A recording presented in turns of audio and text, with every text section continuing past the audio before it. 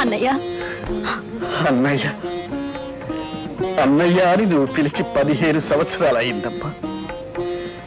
ఇన్నాళ్ళు న్యాయం కోసం పోరాడే నల్లకోటు ఉందని మాత్రమే నీకు తెలుసమ్మా.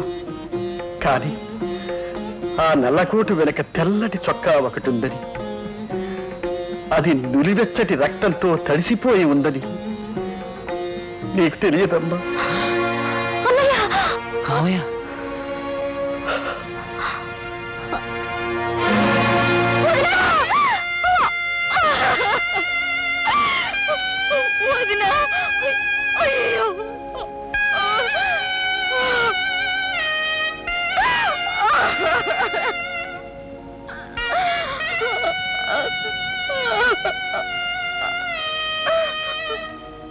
మావయ్య, ఈ దారుణం ఎలా జరిగింది? నీ తరఫున వాదించడానికి నన్ను కోర్టుకు వెళ్ళనివ్వకుండా ఆ బ్రహ్మాజీ చేసిన దురాగతానికి మీ అత్తయ్య బలైపోయింది. అయితే ఇప్పుడు తలకొరివి పెట్టవలసింది అత్తయ్య కాదు, ఆ దుర్మార్గులకు.